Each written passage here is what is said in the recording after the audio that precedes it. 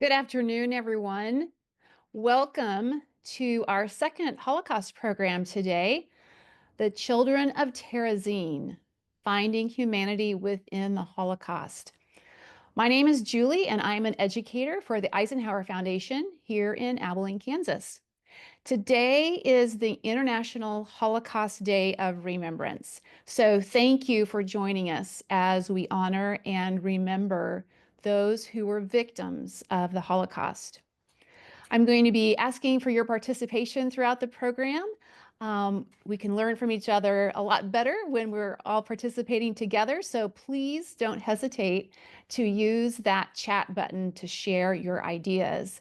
And if you want to put your comments in the chat to Dwight Eisenhower, then my assistant, Stephanie, will relay those comments and questions to me. Well, I don't know what you know about the Holocaust, but the Holocaust was definitely a dark and devastating event in world history.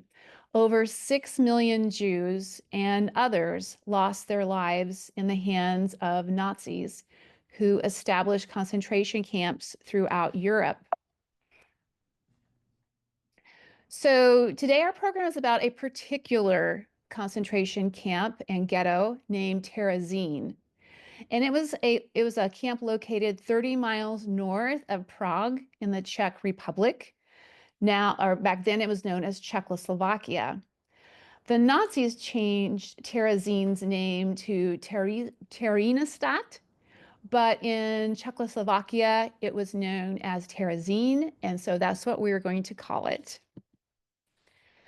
So this may sound unbelievable, but there were more than 150,000 Jews at Terezin.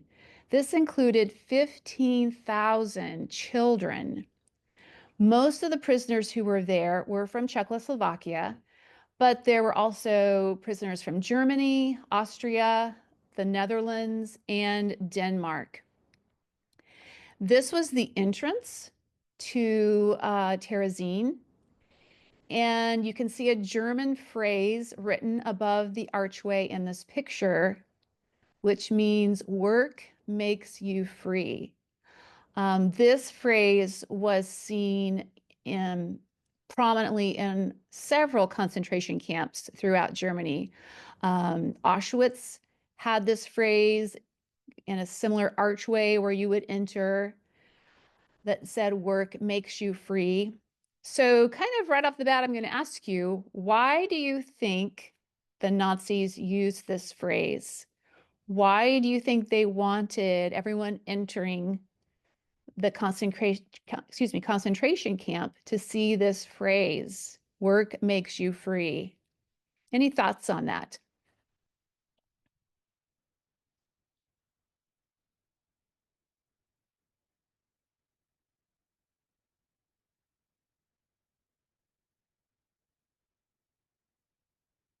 So they would think if they worked, they would get out. Yeah, I think that's pretty close. It definitely wasn't true. They want them to work hard. Yes, the prisoners who were in these concentration camps, a lot of them were hard labor camps or labor camps.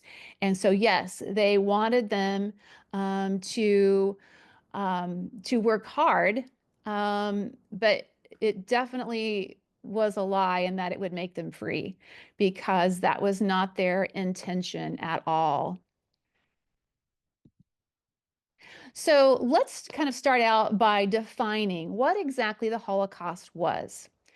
The Holocaust was the systematic state-sponsored persecution and murder of 6 million European Jews by the Nazi German regime and its allies and collaborators.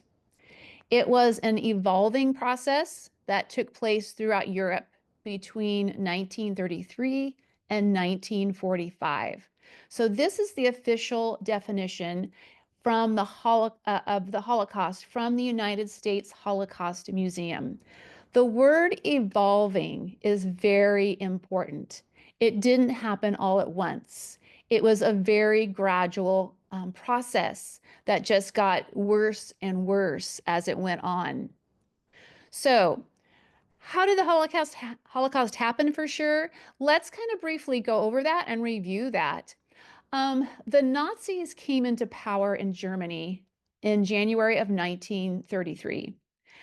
They believed that the Germans were racially superior, or the German race was better than any other race, and that the Jews were inferior, and they were considered a threat to the so-called German racial community. And you can see in this picture, this is a picture of two Jewish people who have that Star of David sewn on their coats, and we'll talk a little bit more about that. So during the era of the Holocaust, German authorities also targeted other groups because of their perceived racial inferiority. So it wasn't just the Jewish people. Roma, or sometimes they referred to as gypsies, were targeted, the disabled, some Slavic people. Other groups were persecuted because of their political or ideological ideas. Um, if you were communists, socialists, or Jehovah's Witnesses, for instance, you were targeted. Homosexuals were targeted. Blacks were targeted. Um, Only people that were considered in the Aryan race was considered to be the superior race, or that German race. We're going to look at a timeline that kind of shows the progression of the Holocaust first. So Hitler became Chancellor of Germany in 1933, and he's the one who brought up that idea that Jews were the reason for Germany's defeat in World War II and the economic crisis that followed. Germany was in a real financial crisis. Their economy was very poor. And so Hitler decided, let's blame it on the Jewish race. Hitler was convinced that getting rid of the Jews would help Germany become powerful again, even though there were absolutely no facts to support that claim. So Hitler began passing laws against the Jewish people. They could not practice as doctors or lawyers. They were banned from entering theaters, sports arenas, cafes, and parks. Anti-Jewish propaganda promoted the idea of a superior Aryan race or master race that, supposedly was tall, blonde, and blue-eyed Germans. So as Hitler's the Nazi army conquered countries, they began requiring everyone who was Jewish to register for a Kennкarte, or an identification card. And the color of the booklet was often based on their ethnicity. So if you were Polish, you had a gray card. If you were Jewish or Roma, you had a yellow card. Other cards were blue, so they could very easily be identified by their race or ethnicity. In 1935, the Nuremberg laws stripped Jewish people of their citizenship and prohibited them from marrying non-Jews. And by 1938, Jews had to have the letter J stamped on their identification cards.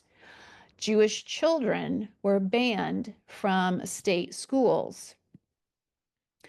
A real turning point came the night of November 9th, 1938, which became known as Kristallnacht, or Night of the Broken Glass.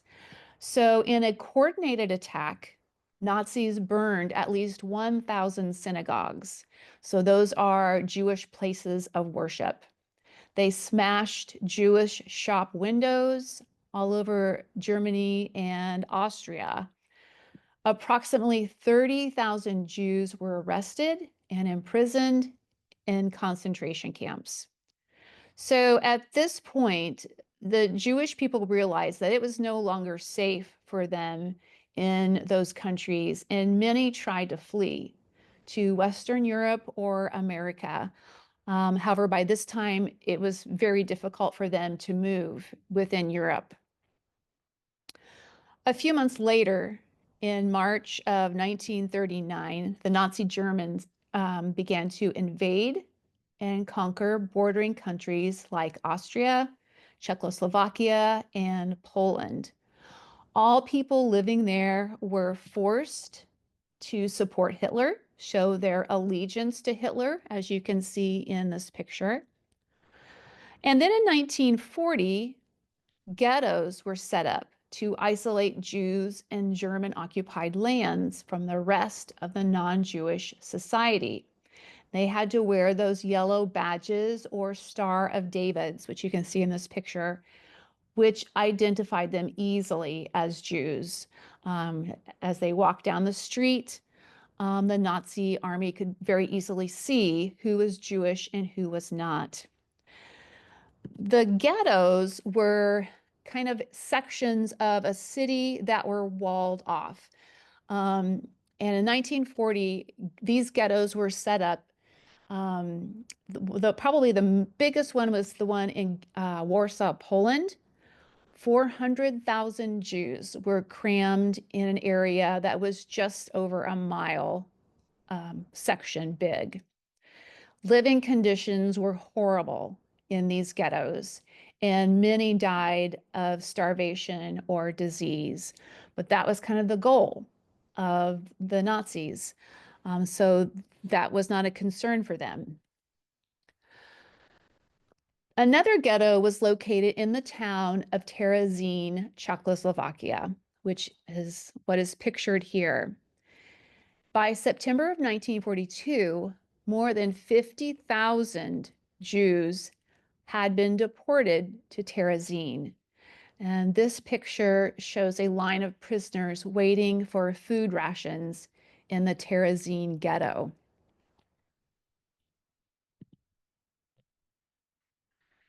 Ghettos were just a holding place.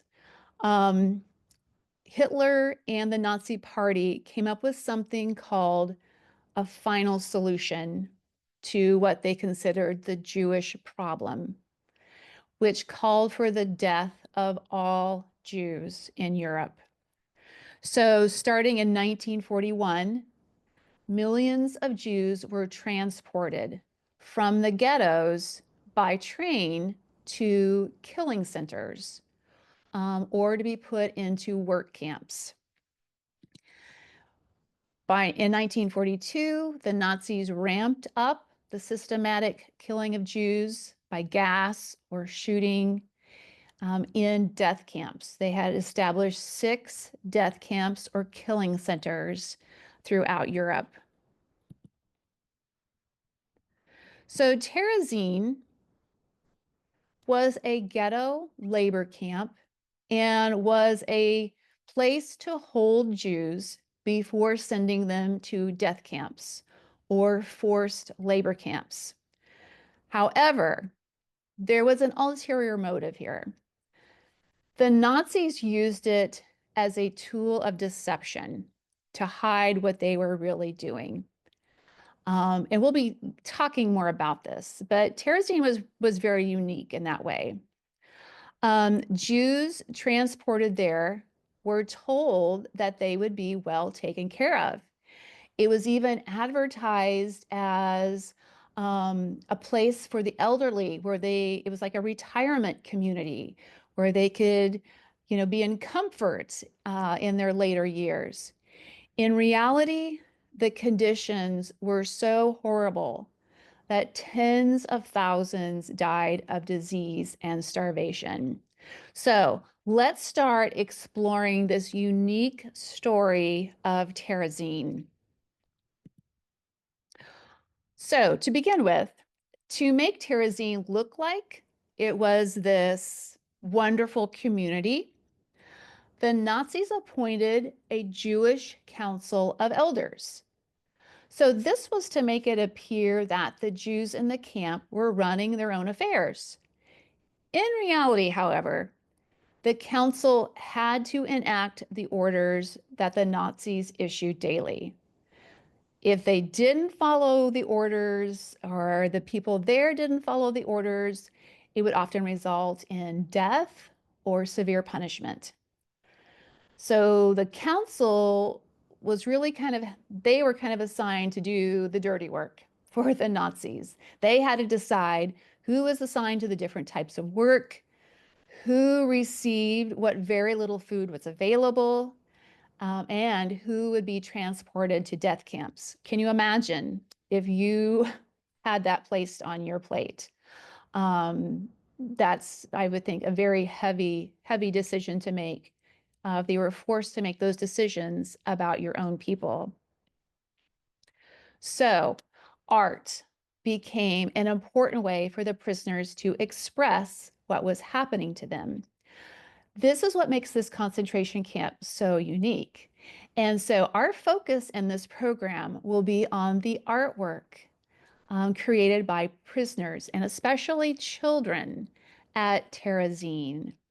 The remainder of this program is going to be told mostly through the artwork of the prisoners. This sketch is by a Terezin prisoner, Biedrich Frita. And as you look at this drawing, what emotions come to mind? What do you think is happening? What feelings do you get by looking at this drawing? Go ahead and put your ideas in the chat.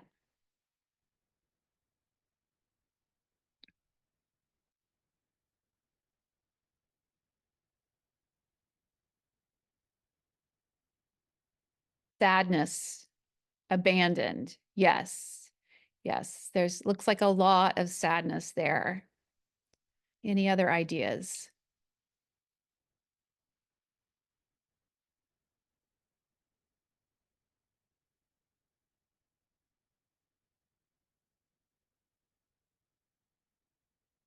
It's hard to tell who is in that picture.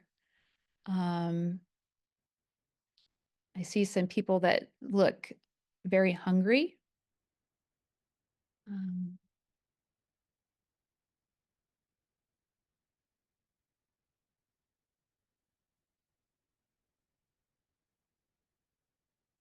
it is kind of depressing. Yes, absolutely.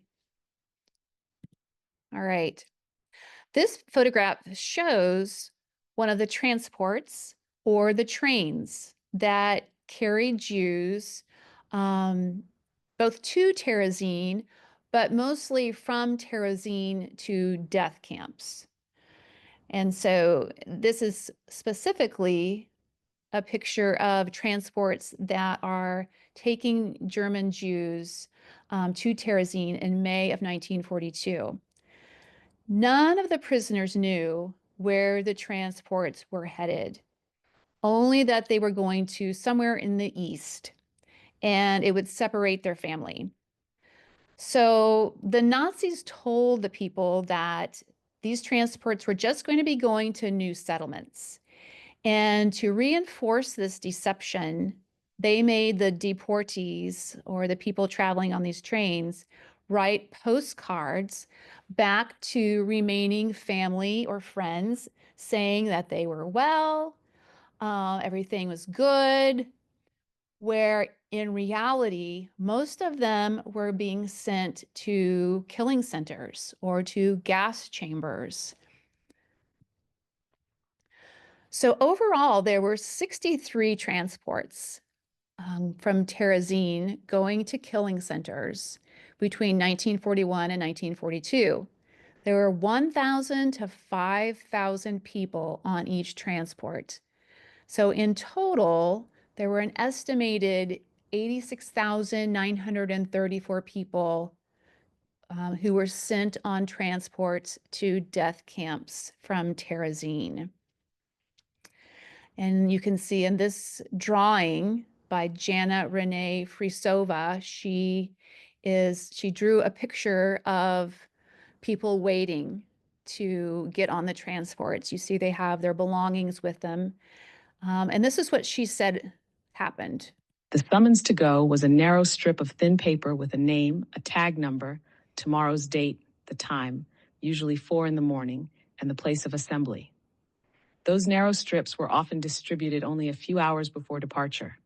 There was no time for anything. It was forbidden to be out at night, so on the other side of the ghetto, one's family did not know. Right. So it was very sudden, that they were taken early in the morning, probably before anyone knew that they were gone. So now let's talk a little bit about the children.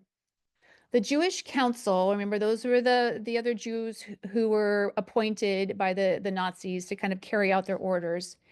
They did make sure that children had more living space and better food than adults.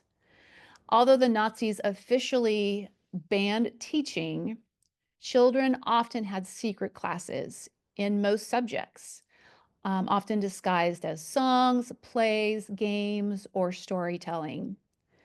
Children were housed by age in separate rooms, and there was a room leader who was often a teacher in charge of each group.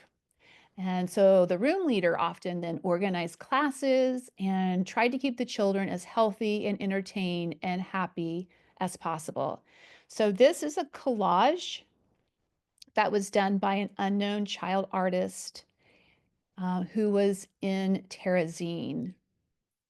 So what do you see happening in this picture? What do you think the kids did most of the day?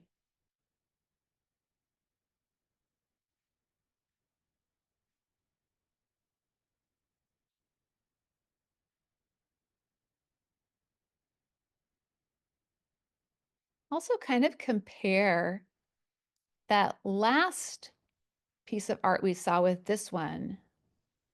How do those two compare?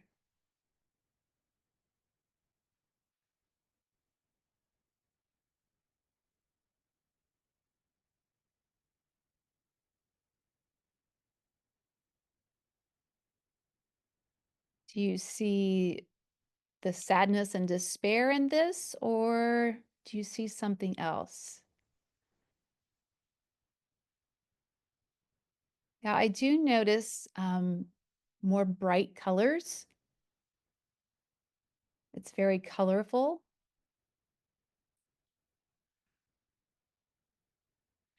Okay, the innocence of this against the other is very obvious, right? The children just seem to be playing, kind of going up and down the ladders. They're playing on the beds. The adult is just kind of watching them. So yes, it is very different. This is Friedel Dicker Brandes. She was an Austrian Jew. She was an established artist when she was deported to Terezin in 1942. She lived in the girls' section or home and secretly taught more than 600 children to draw, paint, sew, and make puppets. And she even organized an exhibition of children's artwork in the cellar of the home where she was living. So this is kind of where the humanity comes in, and where the people, the adults, wanted to try and make the situation as good as possible for those children. Before she was transported to Auschwitz, which was a death camp in 1944, she hid 2 suitcases containing more than 4,000 children's works. It was found later, like in between the walls. And so a lot of this artwork that the children had done were revealed. This is an image of the cover of a little magazine that she had the children make. It was called Comrade, which means friend. This is issue 11. The Children of Terezin hand wrote and illustrated 22 issues of this little magazine. How do you think this helped the children who were prisoners here?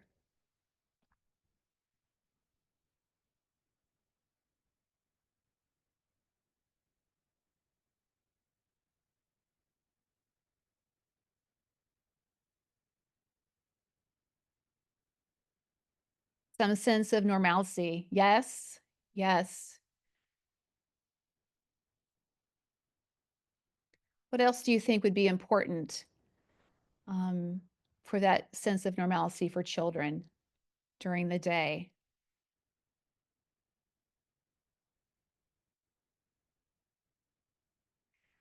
Creativity, comfort, and something to look forward to, right? And probably keep their mind off of what was going on.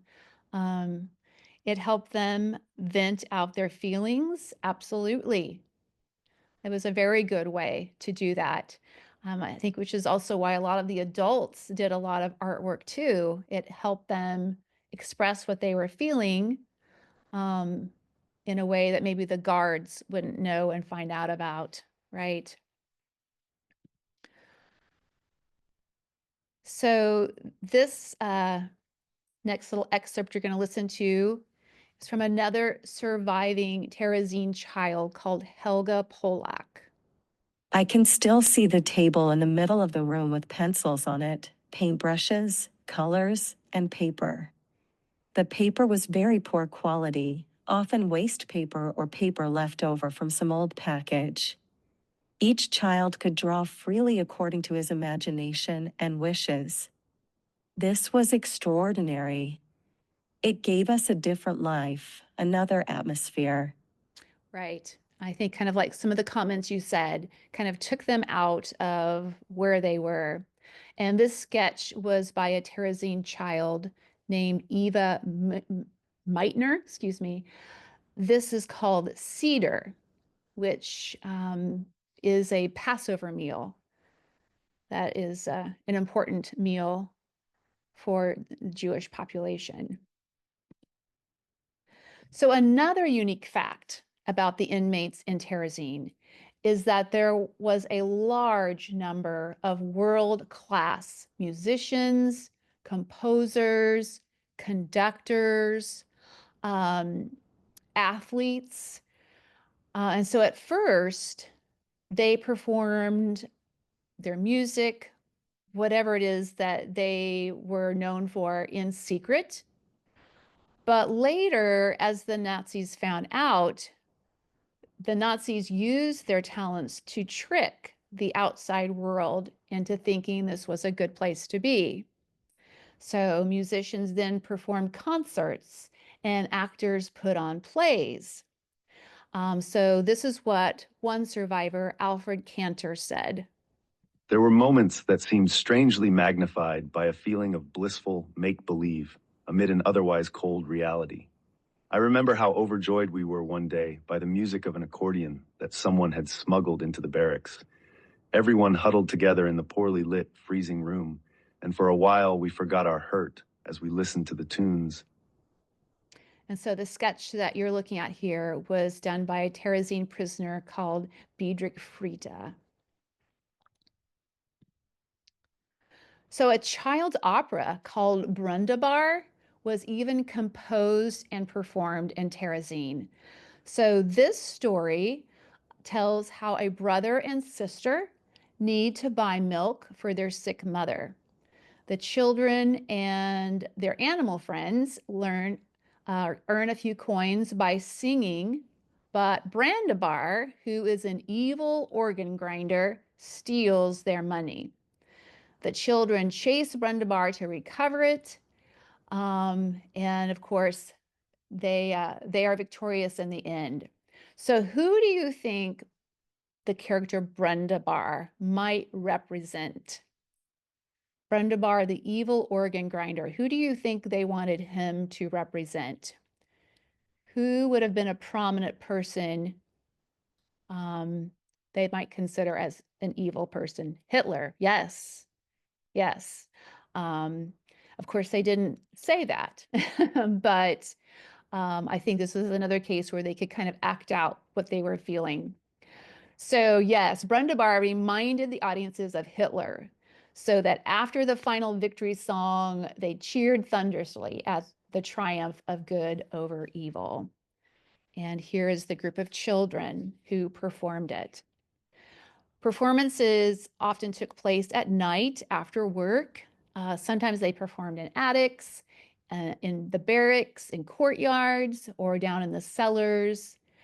Some people were so hungry, starving, exhausted, or ill that they couldn't come.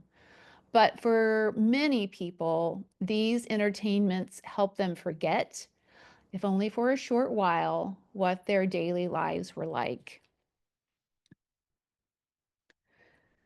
And they even printed tickets. This is an opera ticket from April 21st, 1945.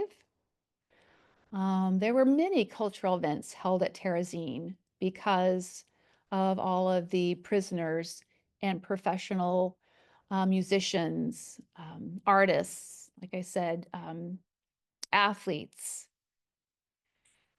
And the reason why there was such a large concentration of these professional people is because the Nazis wanted to get rid of any kind of artwork or talent from the Jewish population.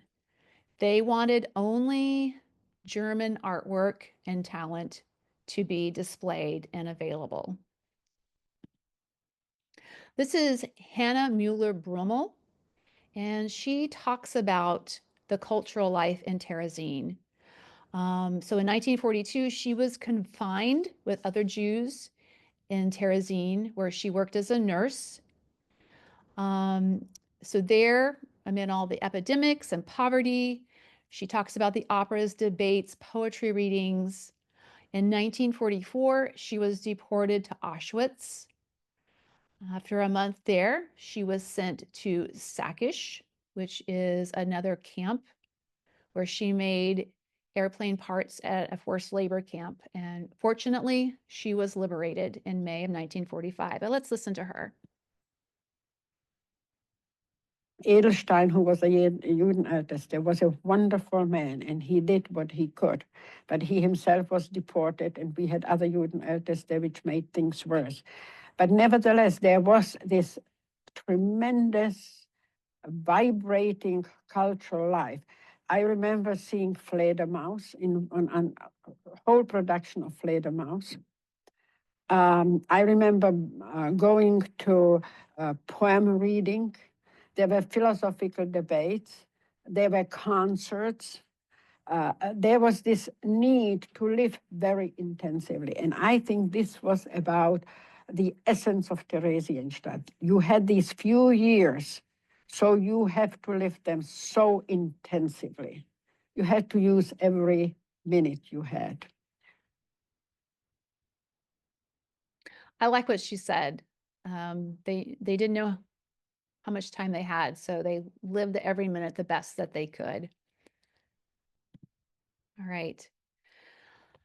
So in late 1943, 466 Danish Jews arrived at Terezin. The Danish king was very concerned. He was hearing rumors that even though this was supposed to be a great place to be, there were these rumors of ill treatment of Jews. And so the Danish king requested that the Red Cross visit Terezin to see their living conditions. Well, so this is where the big deception happened. The Nazis knew that Terezin could be portrayed as a model Jewish settlement. So they just needed to beautify it. So the Nazis began planning one of the biggest hoaxes of that time.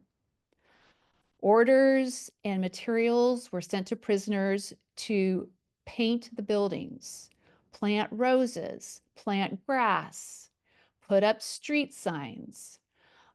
Like they were building a set for a play, they created a seemingly this beautiful music pavilion, a restaurant, a bakery, a library.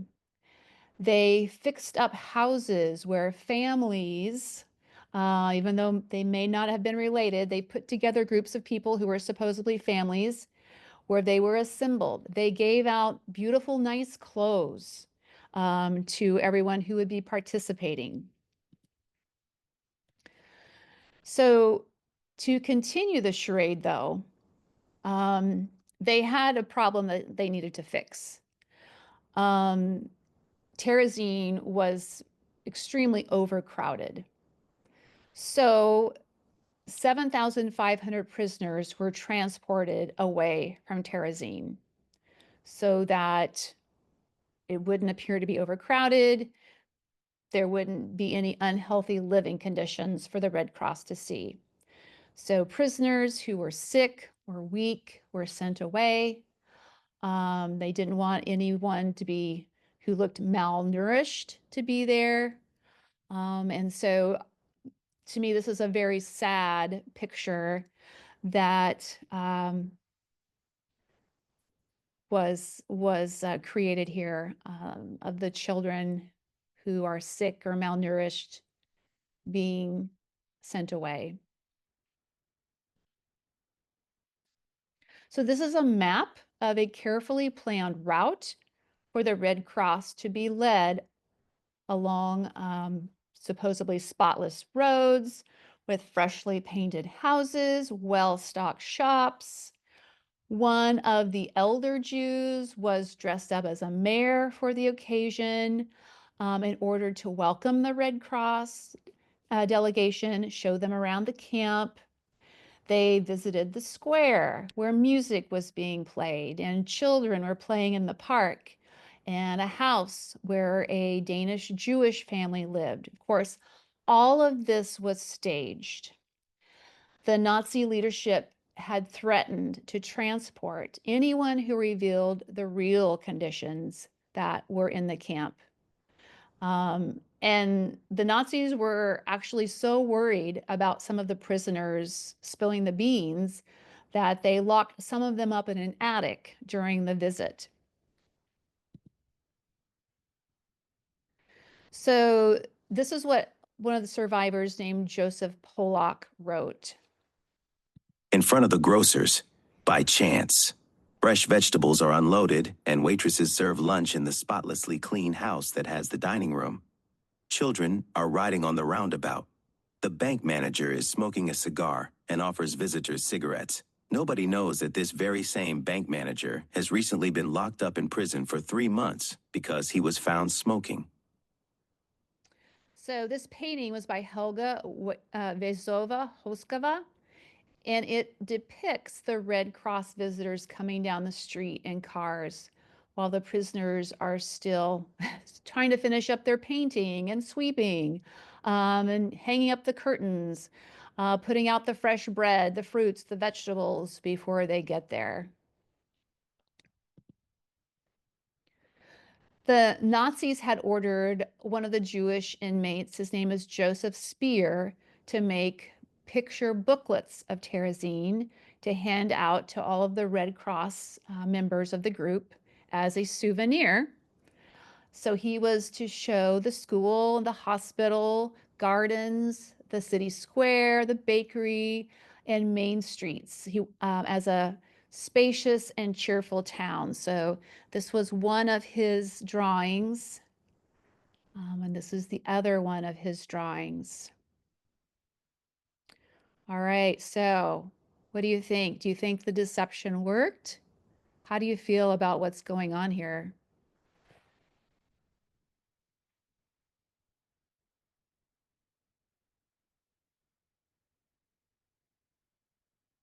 Any thoughts?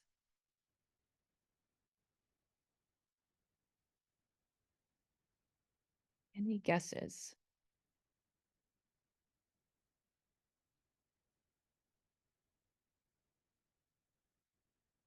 Okay, I have an answer. Unfortunately, I think it worked. Any other ideas, opinions?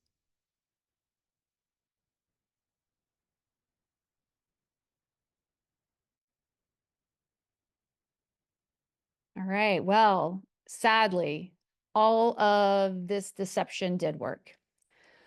The head of the Red Cross group submitted a written report and took photographs of his visit. So this is a photo that was taken by the Red Cross delegation during their visit. And yeah, the kids look very happy, healthy, don't they? Doesn't look like there's anything wrong. And the head of the Red Cross wrote, "We are astonished to find out that the ghetto is a community leading an almost normal existence." So this film footage shows an orchestral performance. This was part of a German propaganda film made following the Red Cross's visit to Terezin. They kind of sent it out to the world to show them, see, this is a great place. I want you to, as we watch this, pay close attention to who is in the audience. There are some clues that will tell you.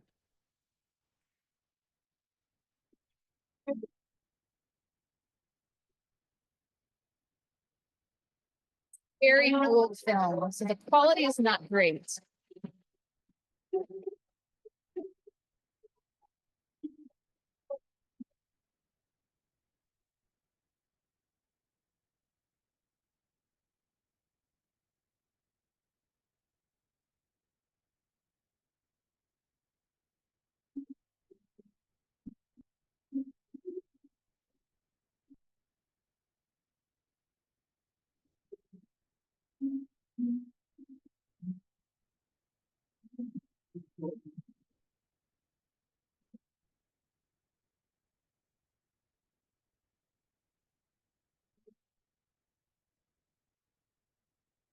Okay, we're going to stop there. Who did you see in the audience? Do you see any clues that told you who the audience members were?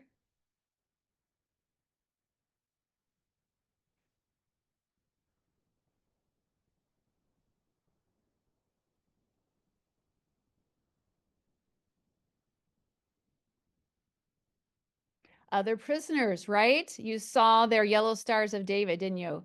Right. So it was just made to look like, yeah, this is just a ordinary day in Terezin. So a lot of scenes were staged for the Red Cross inspection. So in this picture, the people are probably watching a soccer match. Remember, as I said, there were lots of athletes, professional athletes that were in Terezin. So having successfully tricked the Red Cross, the Nazis decided to make use of the beautified town for a propaganda film about Terezin that would trick the rest of the world who did not yet know about the Holocaust or what was happening, but might have heard rumors. So prisoner Biedrich Frieda, again, made this drawing that expresses his feelings about the film. In it, you see a camera who is focusing on an old man, but kind of conceals what he's really feeling. Behind the screen, it's a little hard to see, but you see a prisoner's skeleton. So it's hiding what's really going on there. This is a photo from the film. And as you can see, children are enjoying fresh bread.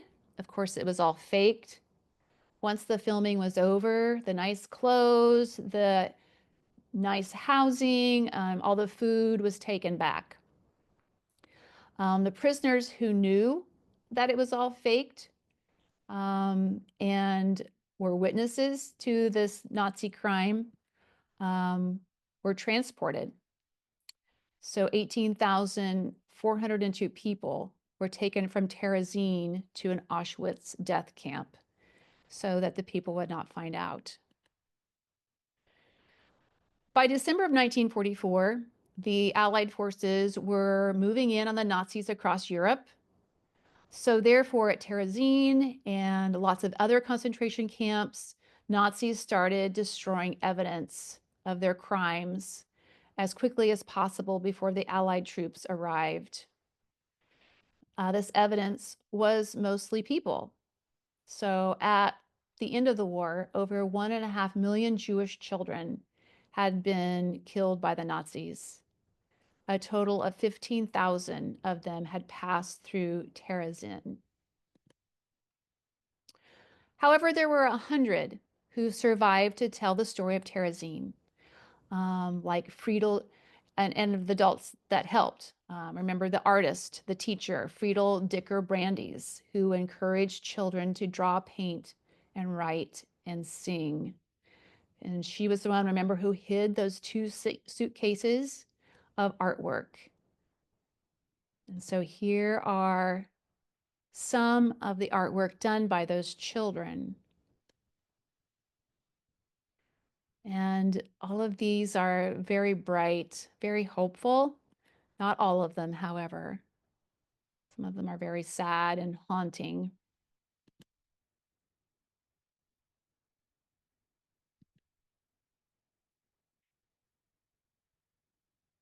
But you can see some courage and optimism coming from the children, maybe some of their hopes and fears. One of the poems written and was later found was called The Butterfly. It was written by Pavel Friedman on June 4th, 1942. So let's listen to that.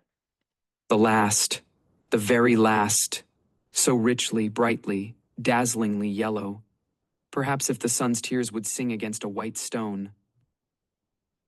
Such a yellow is carried lightly way up high. It went away, I'm sure, because it wished to kiss the world goodbye. For 7 weeks I've lived in here, penned up inside this ghetto, but I have found what I love here. The dandelions call to me, and the white chestnut branches in the court. Only I never saw another butterfly. That butterfly was the last one. Butterflies don't live in here, in the ghetto. All right.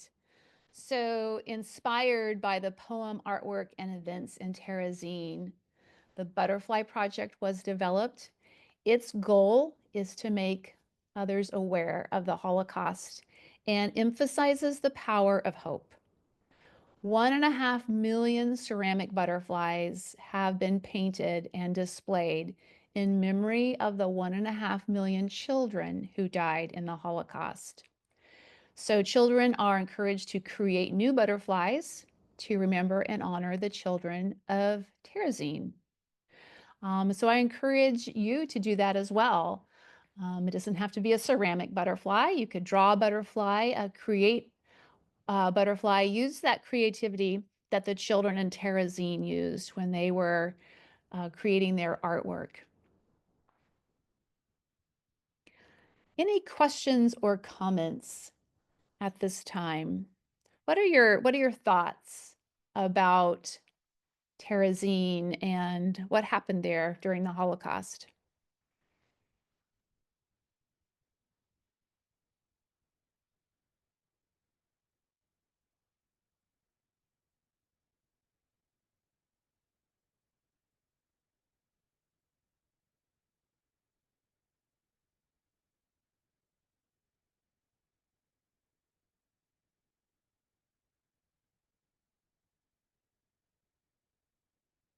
Yeah, I definitely admire the teacher who was probably risking her life to teach them, especially to paint, and kept all of their drawings.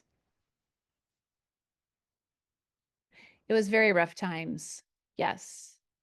Um, Hard to imagine that people had to go through that and endure that.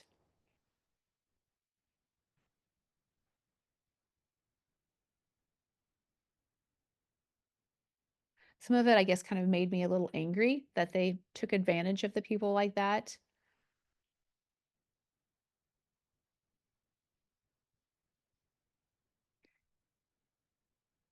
Any other thoughts or